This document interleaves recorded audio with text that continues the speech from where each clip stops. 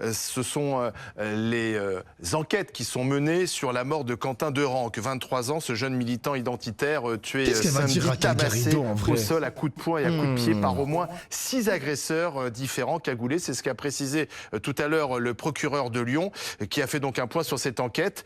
Pour l'instant, une dizaine de témoins ont été entendus, pas d'interpellation, mais c'est une enquête pour homicide volontaire. Et c'est une affaire qui est devenue politique. Ce matin, sur BFM TV, la porte-parole du gouvernement a mis en cause directement la responsabilité de la France insoumise dans ce climat de violence. Écoutez Maude Bréjean. Il s'agit de toute évidence d'un lynchage et les images que... Non mais s'il vous plaît, la porte-parole du gouvernement, ça cite Maude Bréjean à gauche à droite comme si elle avait la sainte parole. Pitié, genre... C'est bon, on a compris. Nous avons toutes et tous vu sont absolument insupportables. Il faut appeler un chat un chat. La France insoumise encourage depuis des années maintenant un climat de violence. La France insoumise a des liens avérés et assumés avec des groupes d'ultra-gauche extrêmement violents. Je pense par exemple à la Jeune Garde. Il y a donc, vis-à-vis du climat politique, du climat de violence, une responsabilité morale de la France insoumise. Responsabilité morale évidente. de la France insoumise dans la mort de Quentin. Une responsabilité morale de la France insoumise dans ce climat de violence exacerbé. Charles Consigny, bonsoir. Bonsoir. Raquel Garrido, bonsoir, ancienne députée insoumise. Merci d'être là. Charles, peut-on dire comme Maude Bréjean, il y a une responsabilité morale de la France insoumise ? En tout cas, il y a une responsabilité, oui, morale de toute l'extrême gauche. Moi, je trouve assez dingue d'ailleurs que l'extrême gauche ose se montrer aujourd'hui. Vous devriez vous cacher après ce qui s'est passé. Ah bon, c'est ce que vous souhaitez? Ah bah oui, moi vous souhaitez que des gens comme moi on se cache et qu'on fasse plus de politique, qu'on vienne pas dans les plateaux débattre avec vous? Vous voulez tout simplement avoir une parole unilatérale? Vous allez lui répondre, mais il va terminer quand même. C'est ça, une grande idée démocratique, c'est ça que vous inférez de la mort de Quentin? Je pense que la décence voudrait effectivement un peu de décence, ce que les serait bien. Représentants de l'extrême gauche qui mettent de la violence dans le débat et qui endoctrinent des jeunes dans la radicalité, la décence voudrait qu'il se cache aujourd'hui, effectivement. Accélération et par ailleurs, moi, ce qui me désole, c'est que ces jeunes-là, qu'il s'agisse des jeunes du collectif Némésis et de toutes ces formations ou de ces horribles autoproclamés antifa, qui sont pas du tout antifa, qui sont qui sont fascistes, eh bien je suis assez désespéré de les voir épouser des... Ah mais comme il est dans la ligne droite de Trump, ce mec-là, évidemment qu'il va considérer les antifas comme des fachos et comme comme un groupe terroriste, quoi. C'est Charles Consigny, libéral au possible, les mecs, hein. Grand suceur de Javier Milei, hein, qui parle, hein. Des causes extrêmes. Je pense qu'on pourrait réunir la jeunesse française derrière le drapeau français, mais c'est un autre sujet. Mais je pense que s'il y avait plus de patriotisme de façon générale, on n'en serait pas là. Et donc oui, je crois qu'on peut dire que l'extrême gauche a tué. Et d'ailleurs, l'enquête va le dire, mais l'assistant parlementaire de Raphaël Arnaud, il est désigné à ce stade par des victimes et des témoins de ces faits comme étant non seulement présent sur les lieux, mais comme étant même le meneur de cette expédition punitive. Donc je pense qu'on ne se rend pas compte, ou certains s'en rendent compte, on est devant des faits d'une gravité exceptionnelle, impliquant potentiellement des membres de la France insoumise et des membres du Parlement. Et donc, l'enquête va le dire, mais je pense que là, on a besoin de beaucoup de solennité dans ce moment. Je précise que la France insoumise dément être impliquée dans ce lynchage à Lyon samedi. Paul Vanier, qui était avec nous, député insoumis, l'a redit tout à l'heure sur le plateau. C'est pas ce que disent les témoins. Déjà, quand tu vois mort de Quentin, l'extrême gauche a-t-elle tué? Moi, je suis désolé, hein, faut se poser déjà la bonne question, genre qui formule ce genre de phrase? Parce que la question est tellement tordue. La question est tellement tordue, mon gars. Oh là là là là. Les victimes des faits. Raquel Garrido. Marc-Olivier Fogiel. Bon, moi, je voudrais que la tension retombe. Oui. Je pense que la responsabilité, elle incombe finalement à toute personne qui a la parole, toute personne qui a un peu de pouvoir, qu'on soit éditorialiste, avocat, ancien député comme moi. On a tous un devoir de préserver notre pays du basculement dans la violence. Comment vous l'expliquez, ce basculement dans la violence? Écoutez, je ne vais pas commencer avec la poule et l'œuf parce que ça m'amènera dans quelque chose qui sera indélicat. C'est Quentin, aujourd'hui de Rank, qui est mort.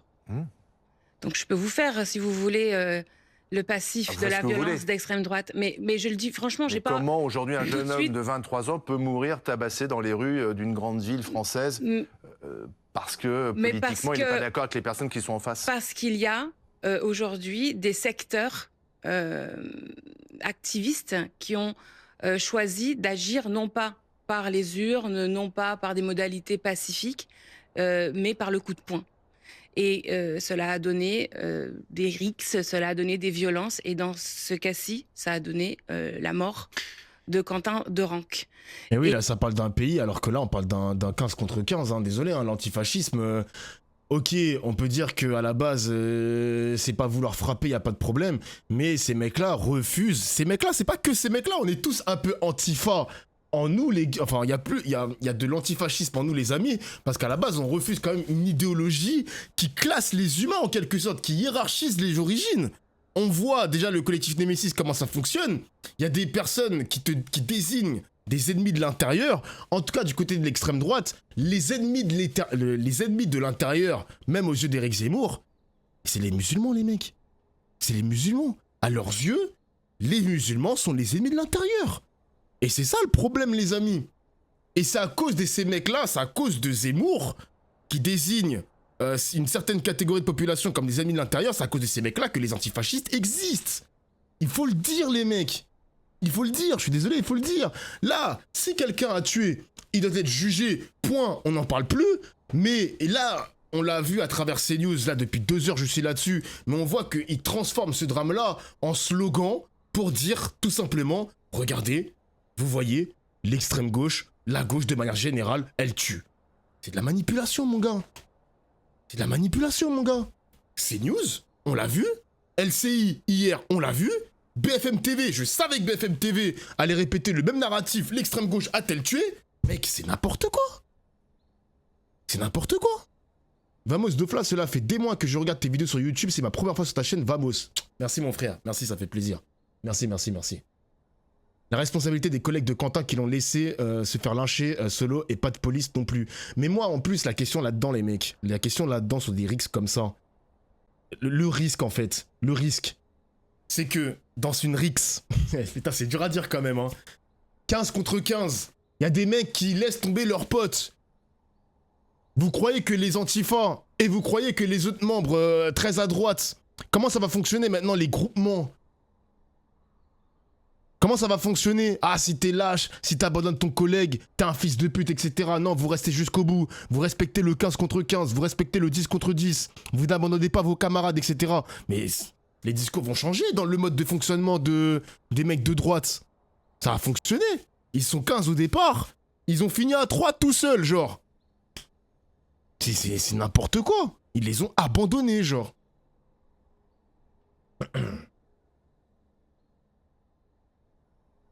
C'est une belle excuse pour ramener la ice en France, on va voir flou. Bon les gars, s'il vous plaît, restez un peu concentrés sur mon chat. Surtout les first messages, s'il vous plaît les mecs. Je sais qu'on est 2000 sur le stream, on est 2000, merci d'être présents. Mais calmez-vous s'il vous plaît, calmez-vous. Et ça doit être une alerte, je pense, pour nous toutes et tous. À la France Insoumise, vous avez quitté la France Insoumise, quand Maud Bréjon dit qu'il y a une responsabilité morale de la France Insoumise qui mettrait de l'huile sur le feu en quelque sorte et qui voilà, attiserait la violence et pousserait peut-être certains jeunes à passer aux actes.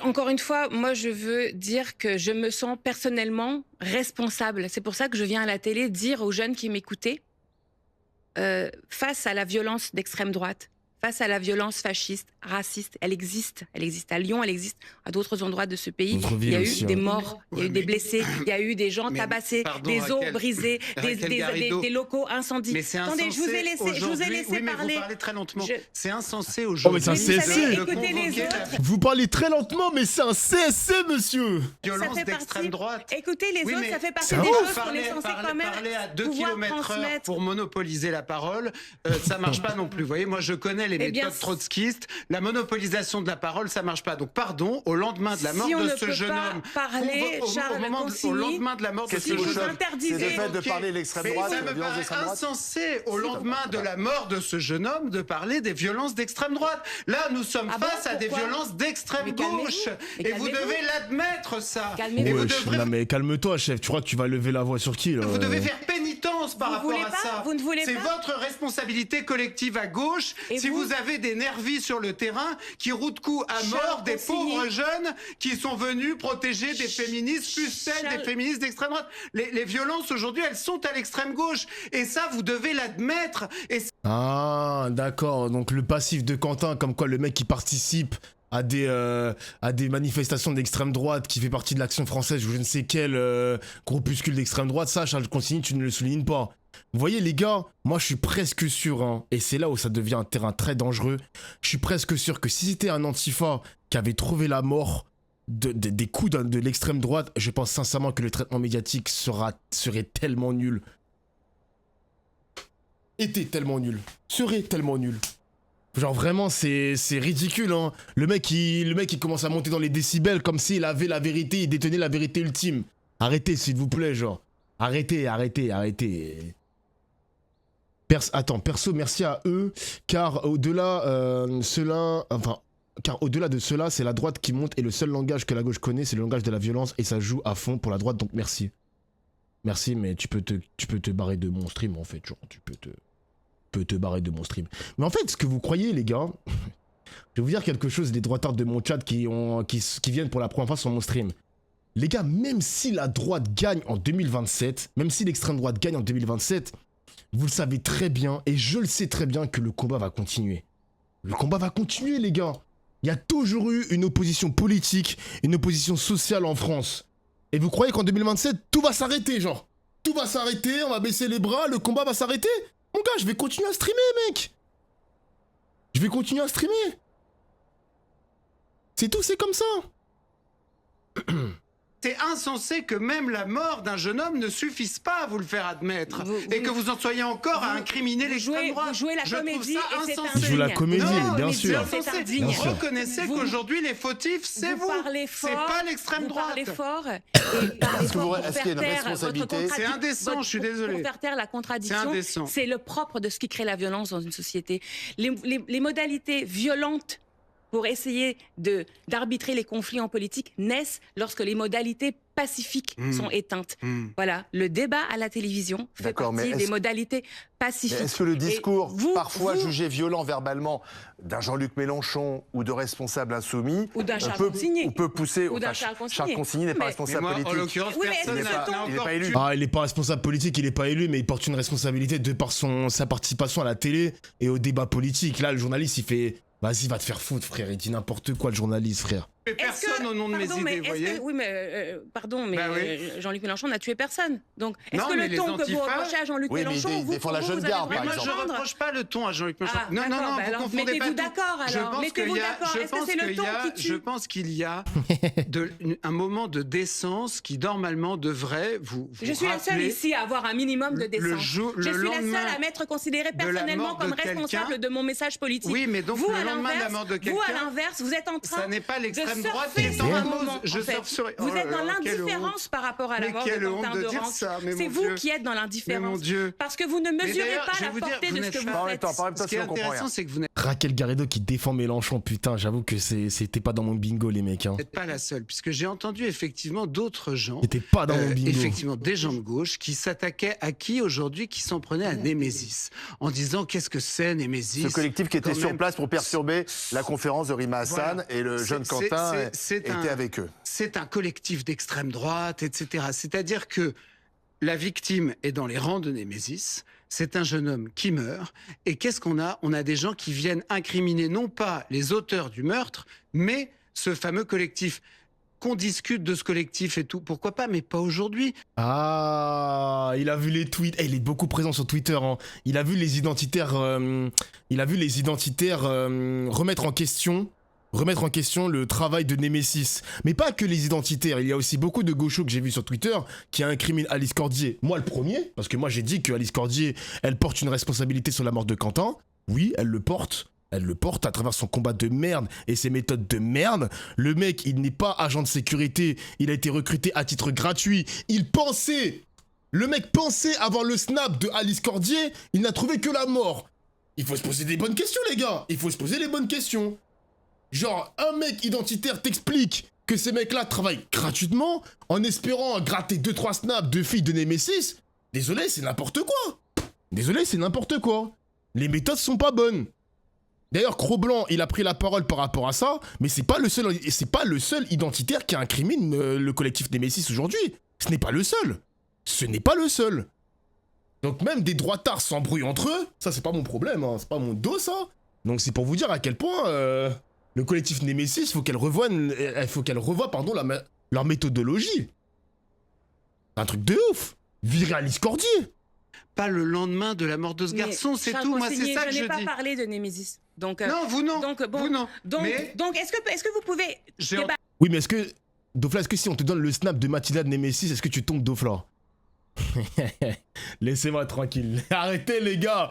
Laissez-moi tranquille. Je vous demande de me laisser tranquille. Là, il y a plus de viewers là. Je peux plus faire le malin là. Là, il y a plus de viewers. Je peux plus Arma clac. Accélération de Dembélé. Je peux plus faire ça, frère. Laisse-moi tranquille. En plus, c'est pas Mathilda. C'est pas la plus fraîche de Nemesis. Donc laissez-moi tranquille. C'est pas la plus fraîche. Avec moi, baisser d'un ton. Mais moi, je répète les gars. Je répète pour ceux qui viennent d'arriver sur mon stream. La plupart des membres de Nemesis ont leur gars.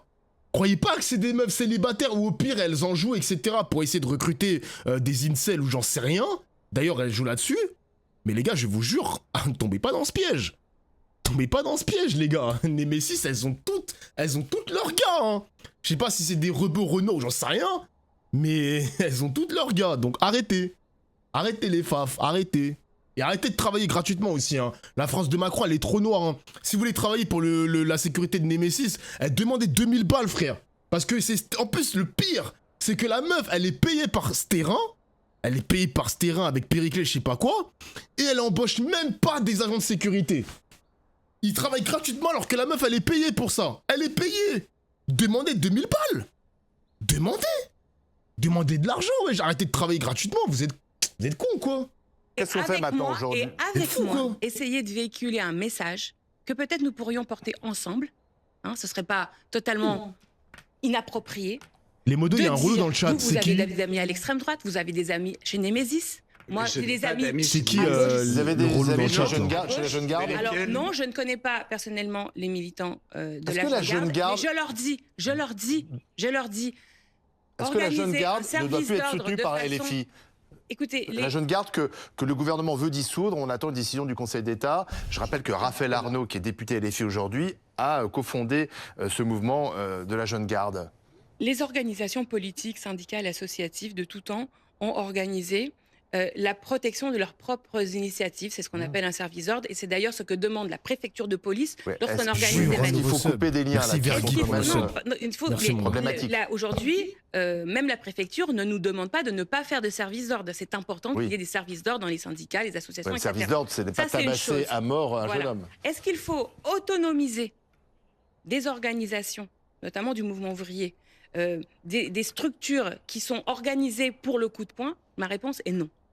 Voilà. Je pense qu'effectivement, à cet endroit-là, il y a eu probablement, allez, je vais appeler ça une ambiguïté ou une contradiction de la part de Jean-Luc Mélenchon, qui, tout en lançant la NUPES en 2022, c'est-à-dire la NUPES, c'est quoi? C'est le moment où la France insoumise cesse 13 années de lutte dure contre la social-démocratie et François Hollande pour faire l'union de la gauche. Et ça aboutit à 150 députés de gauche dans ce pays. Et en parallèle, en 2023, donc un an après, c'est la visite de Jean-Luc Mélenchon et de Manu Bompard au camp d'été de la jeune garde. Pour y dire quoi? Je ne sais pas, parce que ça n'a pas été délibéré à cette époque-là.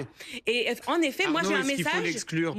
Moi j'ai un message à tous les jeunes qui aujourd'hui se posent la question de savoir comment on doit combattre l'extrême droite. Et je leur dis, ça n'est pas en faisant le coup de poing. N'allez pas dans les organisations qui organisent le coup de poing. Venez dans des organisations. Alors est-ce qu'il faut l'exclure? La lutte politique, idéologique, électorale. De la France insoumise ou non? Écoutez, je pense que Raphaël Arnaud, en tant que dirigeant fondateur Si de la la jeune Jeune garde est Garde, appliquée, bien sûr. a aussi une responsabilité à l'égard des jeunes qu'il a mis en mouvement. Donc ça, quelque part, c'est à lui de faire. Et Jean-Luc Mélenchon aussi, à l'égard de Raphaël Arnaud et à l'égard de ces jeunes-là. Ce que je veux préserver, moi. En vrai de vrai, le chat, j'en ai parlé hier, mais peut-être qu'on est sur un début de divorce, les mecs, entre la Jeune Garde, Raphaël Arnaud et la France Insoumise. Est-ce qu'on est sur quelque chose, est-ce qu'on est sur un divorce? La question va se poser cette semaine. Quand l'enquête va avancer, va donner ses premières analyses, ses premiers résultats, on va voir si Mélenchon va lâcher la Jeune Garde et de manière générale va lâcher Raphaël Arnaud et les Antifas. On n'en sait rien encore. On n'en sait rien. Vous savez, les gars, que la politique, c'est quelque chose de très imprévisible. À voir comment ça va se passer. Parce qu'en vrai, la question peut se poser. La question peut se poser. Vous pensez, le chat, que c'est non? Je peux l'entendre, il n'y a pas de problème. Et à voir ce que la France Insoumise va porter comme stratégie, hein. On verra, hein. On verra. Et ça les regarde. Je veux dire, je ne sais pas ce qu'ils ont dit aux jeunes de leur mouvement. Et au demeurant, même le procureur aujourd'hui n'a pas indiqué que ce mouvement-là en particulier était lié à la mort de Quentin Derangue. En tout cas, il y a plusieurs témoins qui l'ont vu sur les faits. L'assistant parlementaire de Laurent Nunez a cité le mouvement La Jeune Garde hier soir. Bah oui, stratégiquement, ça se réfléchit. Mais oui, c'est ça, là, c'est de la stratégie, juste de la stratégie par rapport aux élections qui arrivent, les mecs. Hein. C'est pour ça que la question est centrale, là. Hein. De toute façon... nous ne pouvons faire autrement que de travailler sur la base de ce qu'a dit le procureur, donc restons là. Mais il n'en demeure pas moins que, quand bien même, de toute façon, je pense qu'il y a une question éthique qui est posée dans un moment où l'extrême droite est forte, elle est à 40% dans les urnes, elle a des outils armés, elle a des bandes armées de milices. C'est dingue, il y a 2000 personnes en armes. Mais c'est un fait. C'est étonnant que ça ne vous inquiète pas. Il y en a autant à l'extrême gauche, à l'ultra-gauche. Non, c'est pas ce que disent du tout les services. Dans les fichiers S, alors je vais vous donner des chiffres. Pardon, je vais vous donner des chiffres pour qu'on soit précis, c'est le nombre de fichiers S. Et on a fait un comparatif entre les fichiers S à l'ultra-gauche et les fichiers S à l'ultra-droite. On va vous montrer les chiffres et vous allez voir que les renseignements font leur travail. Il y a 10 000 personnes qui sont liées à la mouvance ultra-gauche, 10 000 personnes, dont 3 000 fichiers S. Il y a 3 300... S'il te plaît, le truc qui date de 2023. Il n'y a pas une actualisation des données, genre 2023, comment? On est en 2026, chef. Personnes liées à la mouvance d'ultra-droite, donc 3 fois moins quasiment, dont 1300 fichiers S. Et ce sont des chiffres du ministère de l'Intérieur. Et il y a d'autres chiffres, par exemple, le ministère de l'Intérieur dit qu'il y a 2000 personnes aujourd'hui en armes dans des réseaux survivalistes, accélérationnistes. Oui. Par exemple, je vais prendre mon cas. 2 individus zémouriens se sont donné rendez-vous en décembre 2021 pour tourner un film sur comment m'assassiner avec des armes lourdes et ont tourné cette vidéo et l'ont fait circuler. D'accord Donc, qui a 5 ans. Ça, en 2021, décembre 2021. Mais vous avez... Oui, mais Raquel Garrido, en quoi ça justifie? Depuis 5 ans, la chose s'est calmée. Est-ce que ça s'est calmé? C'est intéressant ce que vous dites. Aujourd'hui, c'est un militant ultra-droite qui a été tué. Mais bien sûr, je n'ai pas dit l'inverse. Et c'est pour ça que j'ai commencé en disant... Vous m'avez posé la question. J'ai commencé par dire... Non, mais moi, je suis désolé, je trouve ce discours hallucinant. Vous pouvez pas. Aujourd'hui, ce qui est naïf, c'est d'aborder la question de la violence en ne parlant pas de la violence de l'extrême droite. Alors, mais on a bien compris. Si on a envie... L'extrême droite tue des gens dans la rue, là? Oui. Alors, oui, l'extrême droite, Jamel Benjabala, par exemple, dans le Nord. Bien sûr, il y a des morts, mais enfin, Federico Arambourou, ça vous dit quelque chose? On a parlé de Clément Méry, qui, je crois que c'était sous François Hollande. Non, mais je voudrais qu'on avance un petit peu. Là, je vous ai dit non. On va rentrer dans une longue période électorale. Mais lui, il s'en fiche, Charles Consigny, il bosse même pas le sujet. Là, elle t'a cité des blazes. Le mec, il est pas choqué, genre, il est pas surpris. Il est en mode, bon, l'information, on s'en branle. L'extrême gauche tue, foutez-moi la paix. Il est idiot, ce mec, genre. Etc. On peut aussi avoir un petit peu de décence par rapport à tous les morts. D'accord, tout simplement. On va pas faire un palmarès. Exactement. Ce qui est important, c'est de savoir maintenant comment on évite que n'en parle jamais, mais ça se transforme en guerre civile. On va rentrer dans une période électorale qui va être très longue. Est-ce que cette radicalité, vous craignez qu'elle s'exprime de plus en plus dans la rue, à coups de poing, voire peut-être avec des armes? Comment Genre, imaginez déjà les gars, vous imaginez quand ça va se déplacer dans les urnes, dans les villes où justement il y a le bloc Antifa versus bloc identitaire, nationaliste et tout. Imaginez si c'est pas sécurisé. Il y a un mec qui va voter dans les urnes, il peut se faire prendre en guet-apens, etc. Je trouve ça dangereux quand même. Hein. Avoir ce genre de violence, avoir ce genre de climat en tout cas dans cette période électorale, c'est dangereux. c'est dangereux, ça fait peur. Et c'est pour ça que je vous ai dit tout à l'heure, les gars, que l'État porte une responsabilité. Si l'État ne fait rien dans ce climat de fils de pute, posez-vous les bonnes questions, ça arrange qui? Ça arrange qui, les mecs? Attention, hein. Attention. Redescend d'un cran et on fait baisser la tension. Honnêtement, contrairement à ce qu'essaie de dire Raquel Garrido, moi je ne vois pas aujourd'hui là dans les rues des bandes d'extrême droite comme dans les années 30 déferler, etc. Je pense que c'est totalement groupusculaire et que c'est d'ailleurs on les voit quand ils se réunissent au plus grand nombre qui sont, ils remplissent à peine le boulevard des Invalides. Mais même groupusculaire, la violence elle est dangereuse. Elle est nécessairement groupusculaire. Pardon, en revanche. C'est groupusculaire, le groupe qui a tué Quentin, c'est groupusculaire. En revanche, et n'empêche on que vient de voir les meurtrier. chiffres, c'est déjà 3 fois moins groupusculaire que la violence d'extrême gauche. Donc moi, ce que je pense, c'est que il y a une telle intolérance idéologique et intellectuelle à gauche que cette intolérance vous avez l'air très tolérant, finit par s'exprimer dans la violence. Et je l'observe aujourd'hui, quand au lendemain de la mort de ce garçon, tout ce que vous savez faire, c'est de dire aux gens attention, l'extrême droite est là, non, ce n'est pas tout elle ce est que très je violente, dis. Et le elle est mensonge à ne 40%, vous mènera nulle part, mais Charles quand même, Consigny. mais en fait, tout toutes ce que les vous personnes dites, qui sont à la maison et qui m'écoutent savent que c'est pas du tout ce que je viens de dire. Donc vous travestissez mon propos aux fins du conflictualiser. Vous conflictualisez tout. Vous faites exactement ce que vous reprochez à Jean-Luc Mélenchon. Laissez-moi parler. Vous faites du Mélenchon de droite. Laissez-moi parler. C'est un hommage ou c'est non, mais c'est pas un hommage. Respectez le temps de parole de votre contradicteur. Vous me laissez parler. Respectez on n'est pas au mon Politburo. Hein, vous n'avez pas encore gagné. Voyez, regardez-vous. Vous n'avez pas encore gagné. On n'est pas au Politburo. Vous n'avez pas encore gagné. On n'est pas au Politburo, je sais pas quoi là. Qu'est-ce qu'il dit? Il est fou quoi. J'ai pas d'air. Je suis recroquevillé sur le micro là. J'ai 0 air. Raquel Garrido, elle a plutôt été exclue du Politburo. Oui, bah c'est dire les méthodes. Moi, ce que je pense, c'est qu'il y a effectivement une intolérance. Putain, il est tellement détestable, Charles Consigny. Je le déteste tellement. Putain. C'est énorme à gauche. Qui va jusqu'à la violence et qui s'exprime à nouveau par le fait qu'au lendemain de la mort de ce garçon, tout ce que ces gens ont à dire, c'est que la violence d'extrême droite est très présente et que donc il faut s'organiser pour lutter contre elle. L'extrême droite est à 40%, mais quand même, n'allez pas jusqu'à tuer des gens. Restons dans des limites raisonnables. Moi, c'est ça, c'est comme ça que j'entends votre discours et je suis désolé, c'est ça que vous avez dit. Et donc, je pense que c'est d'une gravité exceptionnelle et je pense que le problème, c'est que ces jeunes qui ont besoin d'une espèce d'idéal politique, qui ont besoin de quelque chose qui les dépasse, aujourd'hui, il n'y a rien qui les emmène derrière l'idée patriotique. Et ça, je pense qu'on peut...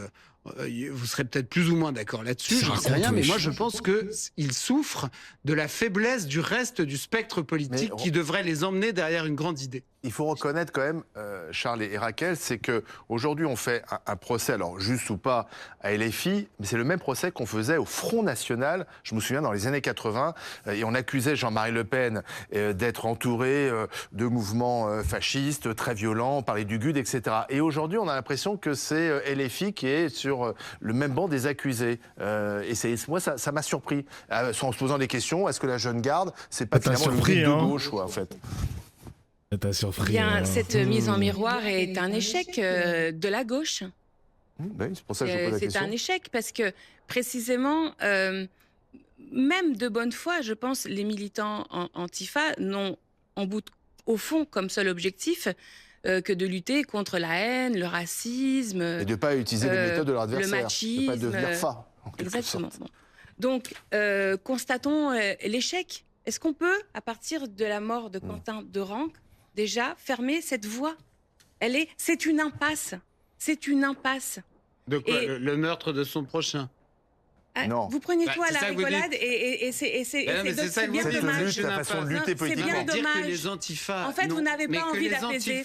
Charles Consigny, c'est dommage. Je suis désolé, dire que les antifas n'ont comme objectif que la paix entre les hommes. Écoutez, moi je suis venue ici. C'est compliqué. Charles Consigny, moi je suis venue ici pour apaiser les choses. Remercie, les antifas, ils ne s'expriment que dans la violence, Madame Garrido. Je constate que vous ne voulez pas. Ouais, mais c'est de la violence envers qui, les gars? La question de la violence légitime, elle a été posée sur mon chat, mais moi, je pose la question à monsieur Charles Consigny. Vous pensez que les antifas, ils tapent des randoms? Vous pensez qu'ils tapent des mecs qui n'ont rien fait de manière gratuite. On parle quand même de mecs qui frappent des mecs qui hiérarchisent des races, genre, des putains de nazis. Des putains de fachos. Faut se poser les bonnes questions.